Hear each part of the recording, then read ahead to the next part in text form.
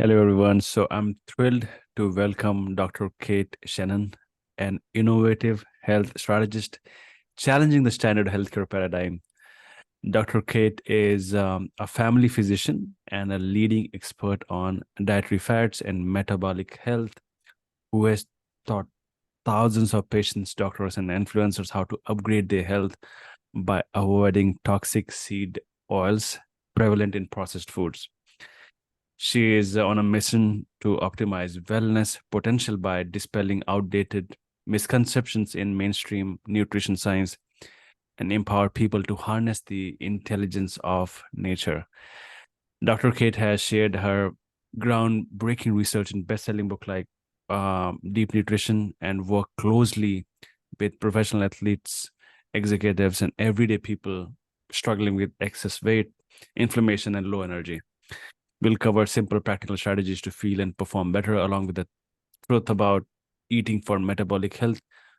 Along with that, we'll also discuss about her journey of how she became an author, the obstacles she faced, how she overcame that, the writer's block, and then how she's uh, using different technologies to promote her book. So, a warm welcome to Dr. Cate Shanahan here. Thank you so much for joining, Dr. Cate. Thank you so much for inviting me onto your show. Great. So, what exactly and originally inspired you to focus your career on metabolic health and nutrition? Before I went to medical school, I really wanted to be able to get to the root cause of people's health issues and like address what was going on with their health naturally. And really just like be able to explain some difficult to explain things. Yeah. This all came from me actually as an athlete in high school, where I continually had connective tissue injuries. I had tendonitis and bursitis, and my hip hurt, my ankles hurt, and other people on the team didn't. And I felt like there was something must have been wrong with me, my physiology, and there must be some way to fix it. So like my drive to go to medical school was to get at that root, but that's not what we learn. Like I had to go to medical school to learn that. No, you don't learn that. So after graduating, yeah, I mean, we do learn a lot of important stuff about how the body works, but there's still so many things that are unexplained in medicine. And I didn't really realize going into medical school that you're not going to be doing research. You're not going to be doing anything particularly cutting edge. You're just going to be applying what's already known, what's kind of cookbook, and just following a cookbook to do whatever the current standards of care, which generally, and I didn't know this either, involve just passing out pills nowadays, right? I had this romantic idea in my mind that, in medical school, doctors are going to learn to be these detectives and get to the root of problems and all the interesting stuff. That's well, so many doctors, I think, go to school, or at least in my generation, went to school with this idea that it was going to be something more than just cookbook medicine, but it turned out to be cookbook. So it was very disappointing. And going through the motions in practice and following the cookbook, I felt very like hollow and empty as a doctor. And I was kind of like resigned to just do that for the rest of my career. But everything changed for me and how I got into metabolic health when I had yet another injury, but this time it was different. It didn't get better. It was not just my ordinary kind of recurring thing. It was something medical science even could not even diagnose. Right. So like in the past, things were like explainable. It was a specific tendon that had a specific problem, or it was shin splints or some kind of part of my body that was obviously hurting. But that wasn't the case with this new thing. I was a medical mystery. And now I really needed to be that detective. There was no cookbook going to help me. And so I could not find like really like a good solution for myself. So with no other option, I ended up turning to nutrition. And long story short, turning to nutrition was inspired by biochemistry. There was a biochemical term that I came across in a book that was supposed to be about, healing through nutrition. And that term brought me to understand these things called vegetable oils that I had been eating. I didn't know what they were. They had a very different chemistry that was when I looked at the chemistry of vegetable oils and like soy oil and corn oil, I found that there was something about it that was very potentially dangerous and very potentially prone to making people have inflammation anywhere in their body and disrupting lots of systems in the body. And that became something that was the root cause that I had been looking for, right? And so that helped me actually get quite a bit better. But then it also helped me in my career, because now I was able to do more than just pass out pills and follow this cookbook medicine. It turns out that so many people's problems are related to inflammation. And so any kind of inflammatory disease like asthma or allergies or skin rashes or even arthritis pains, digestive problems, you name it, would improve by avoiding these oils. And that was just so revolutionary to me, and it seems so important that I had to start writing about it. Actually, I literally had to start writing about it, because once, in a doctor's office, you only get 15 minutes. There just isn't enough time to tell people. So I wanted to start with a simple little handout to give people, a few pages or something. But I just found it was also interesting that I just kept writing and writing, and it was hundreds of pages. And eventually I was like, well, I need some help here. I have to turn this into a book. And so that's where I started shifting from just, writing down a simple set of instructions to writing a book for a general audience that would be engaging to read and not just like a list, So that was a big shift, and that was really hard. But that's what got me started. Why do you say it's hard?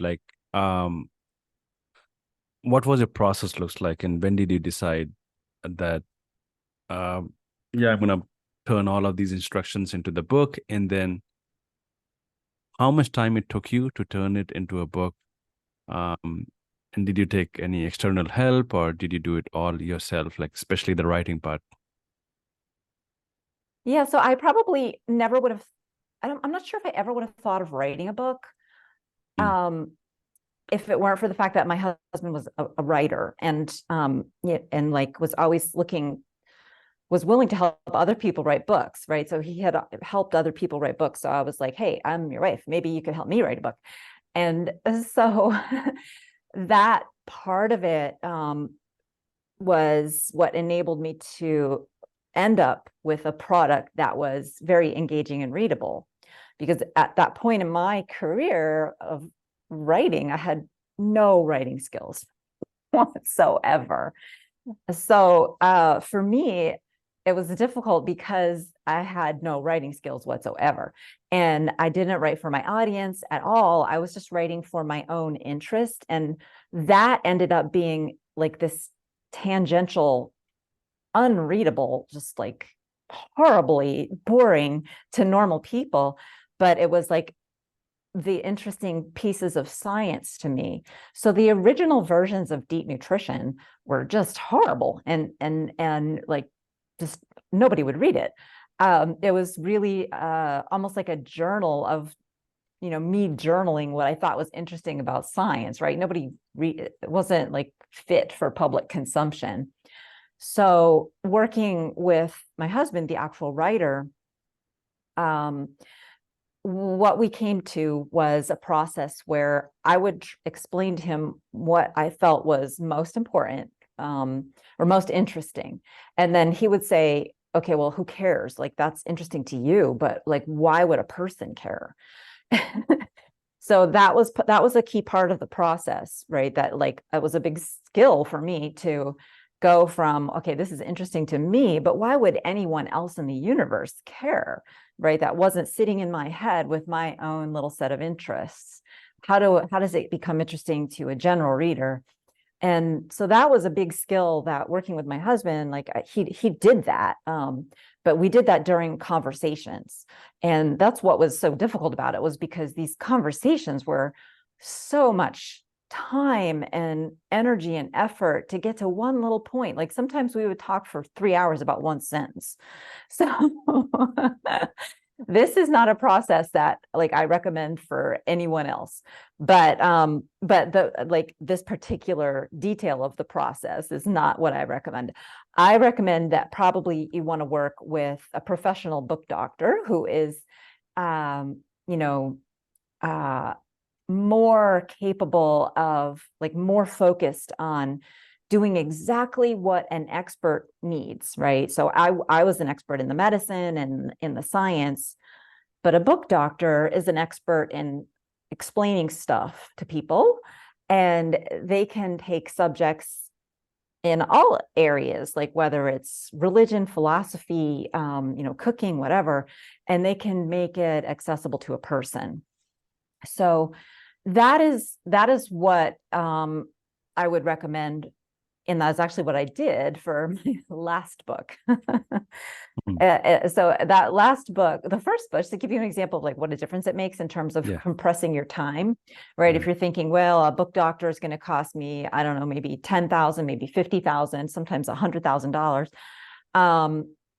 Is it worth it? Well, deep nutrition, it took about 8 years to get that thing done, and the last book took about a year and a half. And there's, both of the books I feel like are equally full of new science, right? So there's a lot of material in both of them. And they're actually, Deep Nutrition, the first edition of Deep Nutrition was significantly shorter. So this book doctor process shortened it, and it's a longer book. So absolutely essential. I don't think I would ever try and write a book by myself again. You really need to have that second person. How would someone like, can find a suitable book doctor for themselves, in considering this person is definitely an expert and can really understand me, if even if he doesn't have any experience about my field, making sure that he asks the right questions and then taking it out and then writing the book so that the reader eventually can get the benefit out of the book. So where to find them, what's the process looks like, and how to work with them? Like, is there any proper way? Like, so in your last book, did you meet every day or weekly basis, and then did they ask you question? Like, exactly what's the process looks like? Right. So I was really lucky that I had support. So because this book was already under contract, I had a publisher and an editor at the publishing company, and I had agents, literary agents. And my literary agency is Folio. And my agents at Folio got me the interviews with different book doctors. And the book doctors even were recommended by the publisher, right? So having those other people with the expertise of knowing, they have the right, like, Rolodex, right? They have the right, like, address book of people that they've worked with before that are experienced.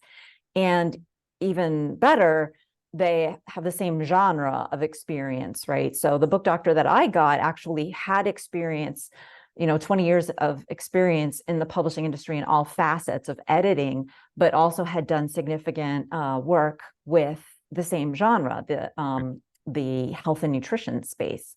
So that's like what I found was key, like the broad depth of experience, many years of experience in all sorts of editing capacity. Not just being a book doctor, but also, editing magazine articles and editing books, and many different things that an editor can do.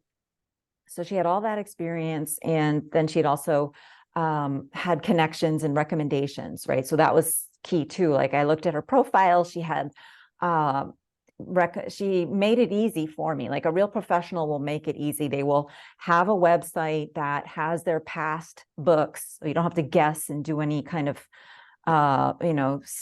detective work. They just show, here's the books that I've done. And then what I did was I looked at the books and I said, okay, well, what are the reviews, right? And the reviews on some of the books were like, oh, the writing is really great. And so that was helpful too, right? So that you have all of that background knowledge going into the interview of the person. And then funny thing is, when we got to by the time we got to the interviews, it was very simple. And the person that I ended up picking as my final book doctor, like it was probably an hour interview, but within the first minute, I kind of already decided I really liked her, partly because it was a video interview. And in the background, she had a map. And I'm a person who is really into maps. And so you don't see that on a person's background very often. She had, I forget, it was a map of Canada or something. I don't even remember, but I mean, it was a globe, like the whole world. And so like that little like human interest sort of commonality, I don't know, seemed like we would have a personality that clicked. And it turned out that she really, really was, very good to work with.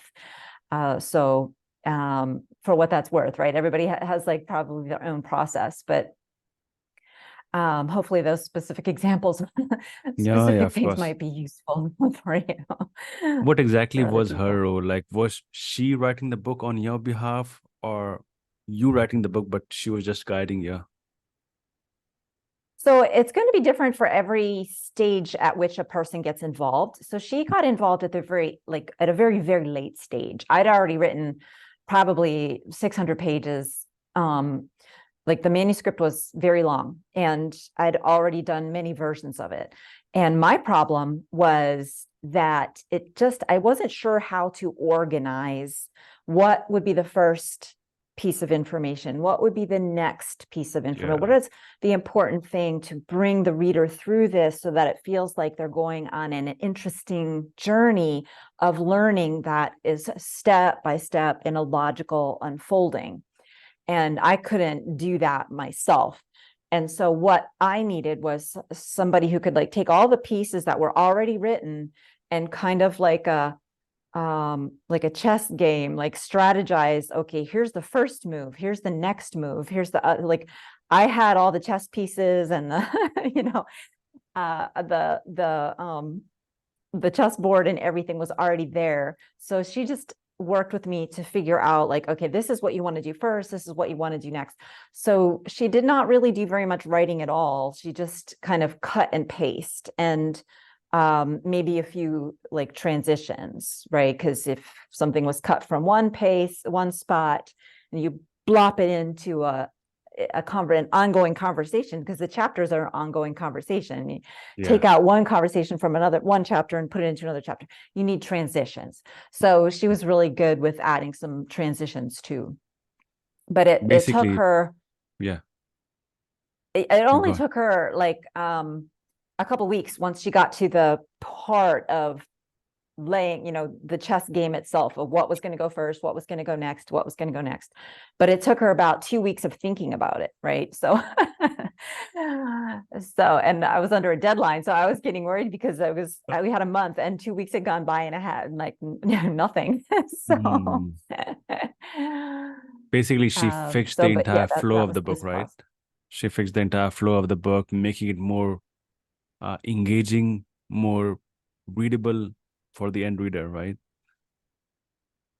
Yes, so that it follows a natural progression so that you're not confusing people with so much information up front, right? Because when it's an information book and you're trying to tell people so many things that are so important about their health, my inclination is always to just tell them everything, in the first chapter. So the first chapter is like 100 pages. I mean, that's like an exaggeration, but that's ridiculous, right? There's so much in the first chapter. And so like, she was like, no, here's just make this one chapter be about this one simple thing. And then the next chapter is about the next logical question that will come to somebody's mind. And I had all the answers and all of that. So she was able to cut out a lot of stuff. So instead of it being maybe 500 pages, it was only probably like 300. So that's a lot. That's good, because those 200 missing pages were information that was really probably irrelevant to the book, or even sometimes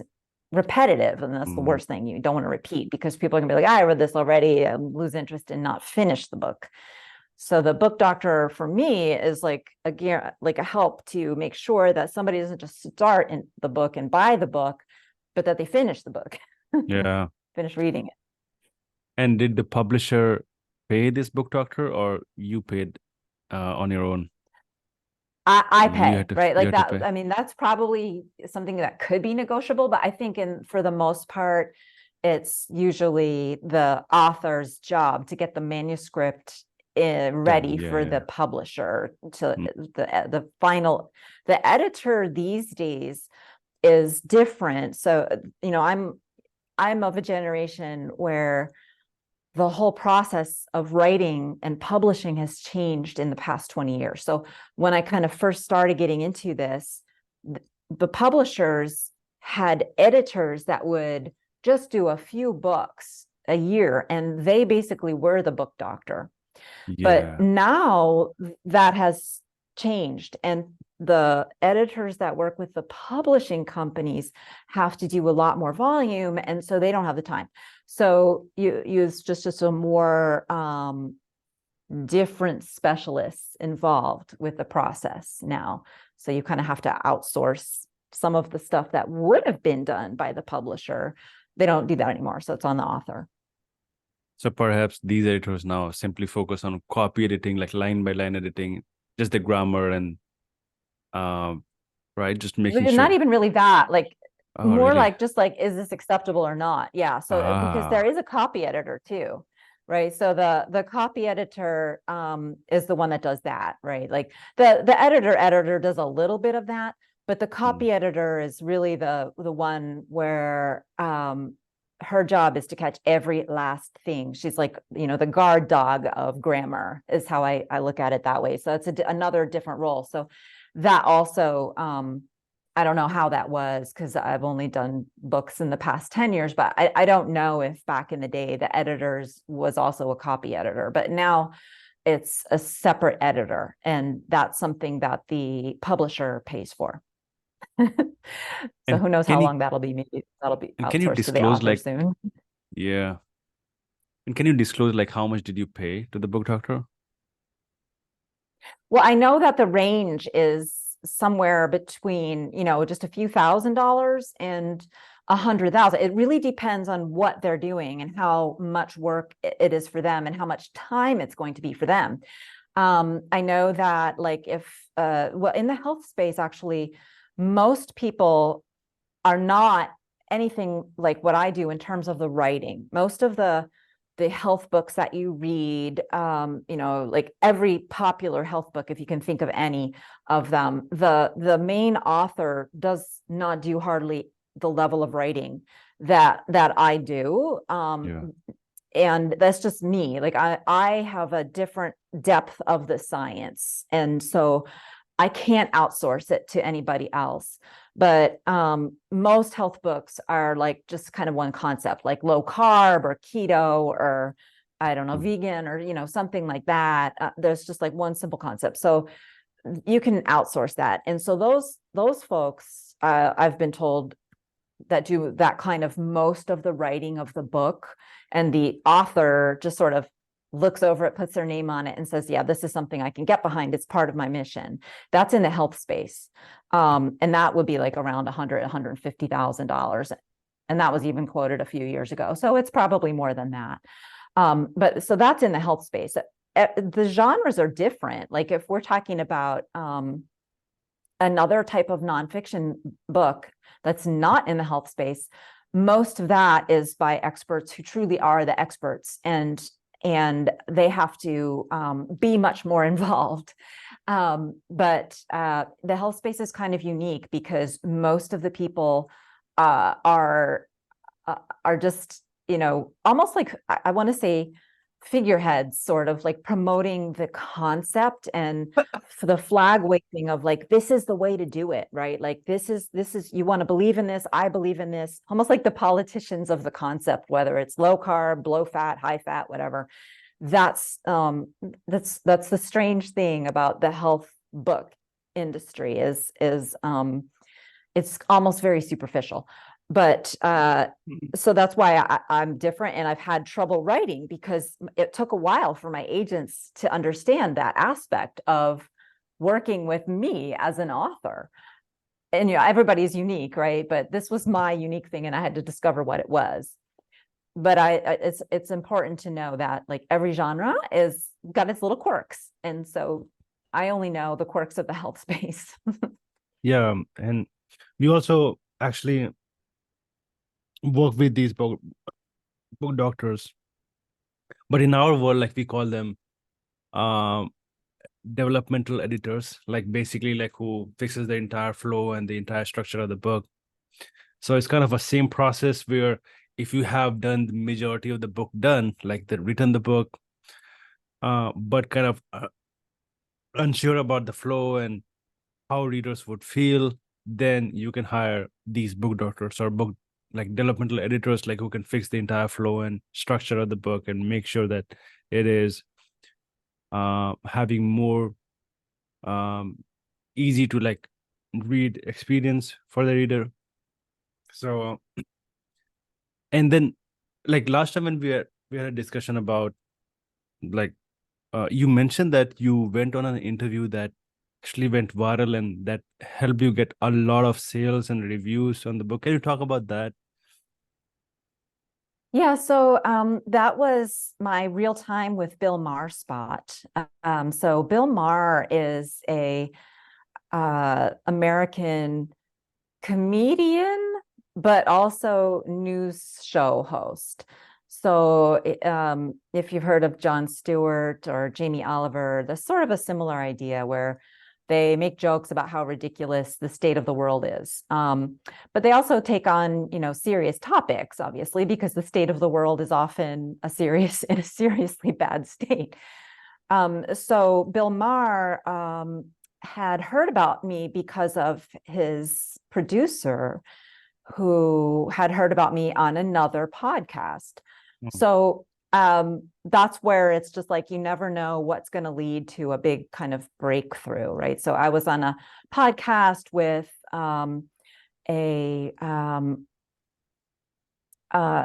with a doctor, and I said something that this producer just happened to find really interesting, and it was about seed oils and COVID. And so she read my second book, which was called The Fat Burn Fix. And she said, wow, this is something really different. And she thought that Bill Maher, the host of the Real Time with Bill Maher show, might be interested in reading himself and then having me on the show. So turns out he was. And he was a very good host in terms of being very, very experienced. He provided a lot of the structure. And so for me, going from being on podcasts almost exclusively for many years to being on like a huge national TV platform was a big switch. And I wasn't really prepared for it, honestly. I mean, I did my best, and he helped me a lot. And that's what a good TV host will do. Like they will help the sort of struggling expert that has a lot of important knowledge, but not a lot of media savvy. And so he did a lot of the explaining of what my book was about. Like he summarized a lot of the key points so that the conversation could really be like more of a back and forth rather than a monologue, which is what I was used to, because that's what the podcasts normally are, right? Like the podcasts are normally, the expert is the expert, and they kind of do a lot of just downloading a lot of their knowledge. So it was a different thing. And looking back, what I would recommend is maybe even working like with a media person, just to kind of help you understand how the process is going to go. But honestly, it's just, you never know, right? Because I've been on a couple of these bigger shows now, and the producers will tell you, the producers do their best to try to prepare you, Mhm. but you just never know. Like the host has like their own, they go down one very specific path, and you can't really prepare for. In my experience, it's Mm. not easy to prepare for, right? They tell you to get your talking points lined up, but you just never know which one they're gonna want to dive down the deepest. So So the first one that you did, did you go to the studio or was it just online? yeah, for the first well, so this particular one was during COVID, so there was no going to Right. the studio, All right. right? So Mhm. so this was at home, and that made it very easy for me because I don't really like traveling or going to the studios. Yeah. But in the past, there have been others that I did, like in Los Angeles, like the one major news station for LA and major news station for Washington, DC, and a couple other places where you do go in the studio. Those are very different because the host has not read your book, they're not familiar with your material, and you have much less time. So that's where the standard Mhm. media prep is like, that's designed for that, right? You just get your few talking points out there and you're done. It's not as Mhm. much of a challenge as kind of like the in-depth news show, which was Bill Maher. That was just nothing that was really not prepared for that. But but yeah, so the standard in studio stuff, that's where you have to be on the ball and just have those talking points lined up and be ready to get your talking points out in about 3 minutes, even if there's an hour worth of stuff or 10 hours worth of stuff. And are you working on another book right now? Are you done? Well, so the process of this is my like third book with a publisher, but would be my fifth book total. Um, that is the one that where I was talking about the book doctor. So where it's a long lead time. So right now I had the final manuscript is in, and there's another like many months before it's actually going to be available for purchase. So I'm sort of still working on that book, but I'll also have to move on to the next project because it's most of my work is done. Usually, how much time it takes? Like, for an example, once you deliver the manuscript to the publisher, how much time usually do they take to edit, design, and then publish the book and make it live? I say they probably an average of about 18 months, right? Like from the beginning to the end is maybe 18 months, maybe 2 years. But for me, it's been, it really does depend a lot. Like my first book, that whole thing was compressed into about maybe 6 months. And my second book, it was more like 4 years, right? So it really depends a lot on the editor and the expectations that the editor has and how ready you are with the materials going into it. But I guess the average is probably around 18 months to 2 years. And do publishers also help you with marketing the book, No, or you have to do? well, yes. I mean, they would say yes, but I mean, it's not as much as it used to be. So, really their job is to get the books in bookstores and get the books on the online retailers and to do some initial publicity. But most of the publicity comes down to the author these days. So that's why it's so important to be able to do a good podcast. And what's your number one strategy to promote and sell your book right now? Is it getting on podcast or is that something else? It's going to be for the next book. It's going to be podcasts. Just for me personally, I don't really like the travel and all the last Yeah. minute, the hecticness of being on national TV. Even though it sells a lot of books, I don't really enjoy it at all. And like the process of it, the background. So if it's national TV where they're okay with me being in a separate studio, that's fine. But mostly I'm really look forward to the podcast because you have that time for the deeper dive with news, even the in-depth news shows like Bill Maher, 60 Minutes. You only have like a several minute spot. And if there's a lot of information that is new to the public, then it doesn't feel like enough time. And also it isn't maybe really enough time for the person to get an interest in you as an author, as a person, as an author, for the audience to decide if they like you, if they want to invest, whatever, $30 in your book, and the time it takes to read your book, and the space on the shelf that your book is going to take up, and all those little things. So I feel like the podcast is really the perfect medium, because I just feel like you need that longer depth of time. Yeah.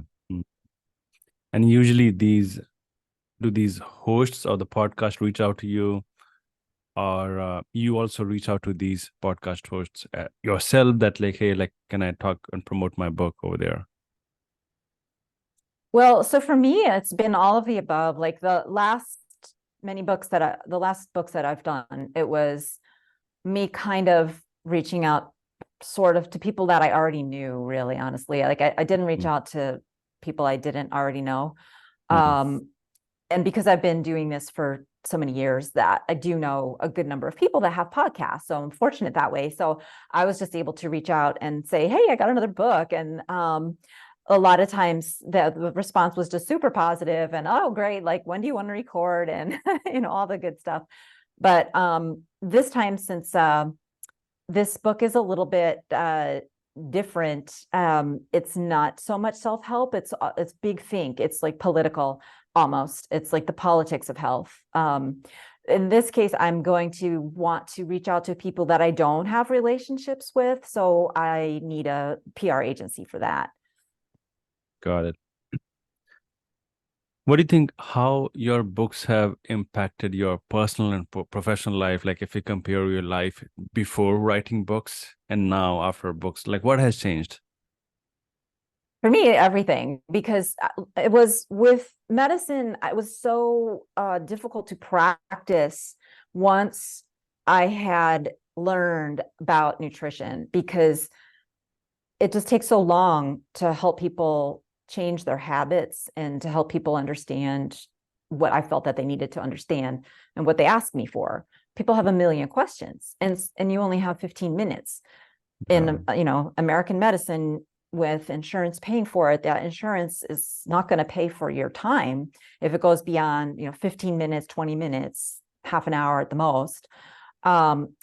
Then you're just basically volunteering, and that person still wants to ask you questions because maybe they drove an hour to see you. So it was very difficult for me to practice for that reason. So without the ability to help engage with the world through social media, and especially through podcasts, I'd probably still be struggling to find a way to practice in the insurance-based system that really doesn't want this kind of medicine. That's why my next book is political, because once I learned the truth about nutrition and the healthcare system, I didn't really take a lot of pride in working within the healthcare system, and it was difficult for me to like look my colleagues in the eye when I knew that they couldn't really like accept the kind of viewpoint or information that I knew they needed to be able to help their patients.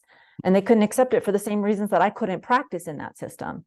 It's not that they weren't interested or wouldn't really do it if the system was designed differently, but the system is designed to help people get on drugs, basically, and help people get unhealthy because their diet is unhealthy, and doctors promote a diet that's unhealthy. That's why the seed oils are such a topic, because doctors promote seed oils as healthy. The American Heart Association specifically, that educates doctors about nutrition, tells them to eat these unhealthy oils. And that makes the medical industry an agent of chronic disease, because the medical industry is telling people to eat these things that make them sick. And then at the other side of it, they also benefit from having patients all the time because everybody's sick. And then the hospitals benefit because everybody's sick, and of course, the biggest people who benefit the most is the drug industry. They're the wealthiest. And because doctors are basically trained to dispense drugs instead of telling people to eat a healthy traditional diet. So the whole system's messed up. And that is why this changed everything for me, because it's once you learn that, then you're basically in a different universe than the one you started out in. Can you explain exactly what seed oils are and why you call them the hateful eight?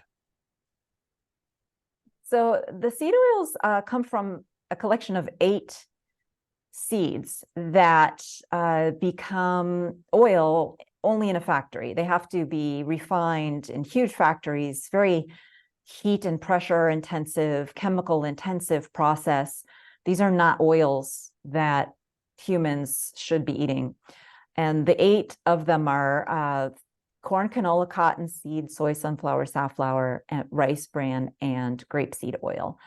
And the reason that they're bad has to do with chemistry, and the chemistry of the oils is very different from the chemistry of fats and oils that people traditionally ate.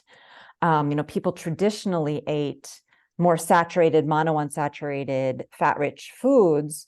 Like, well, I assume are you in India Yes, or I am. someplace No, I'm around in there? India. Okay, so lots of ghee, right? Coconut and probably some mustard seeds. So, what are some other traditional oils in India? Yeah, we use Traditional. ghee like which is made of milk. That's a natural process. Yeah, so coconut oil is very popular, like when we go with the natural one, especially the cold press. Um, some people also use mustard oil, but again, we call it like in India, we call it kachi ghani, which is kind of a cold press.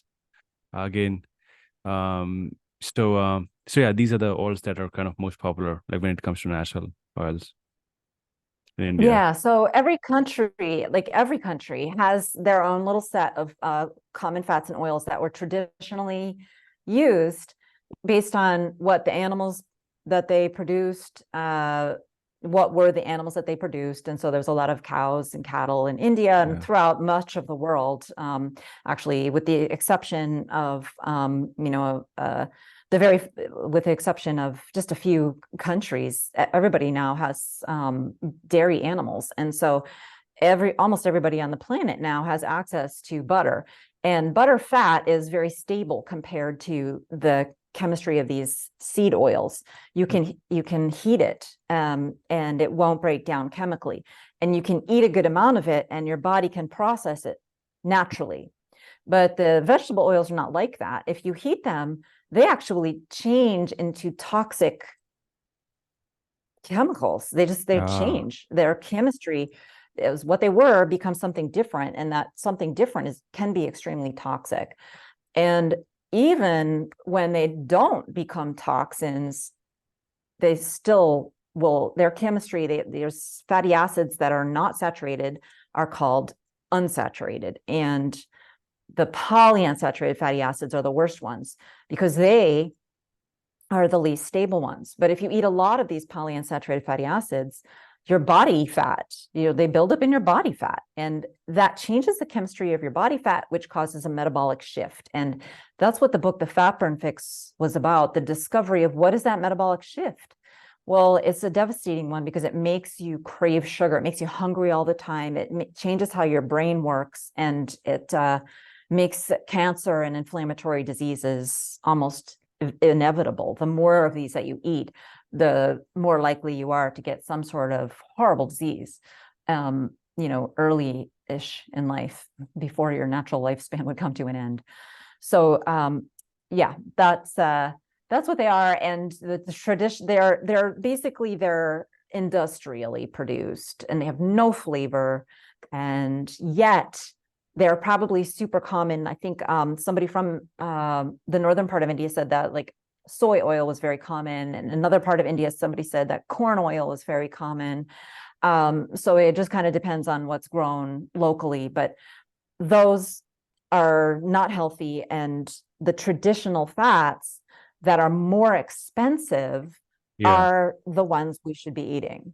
And that's the Mm. problem, is that they're more expensive and people can't afford it anymore, right? It used to be everybody could afford these things, but now people can't. And so as a result, people are eating these industrial oils, and the real tragedy is that the American Heart Association is telling the world that they're healthy when that is not true. And I think that's that's kind of criminal, I think.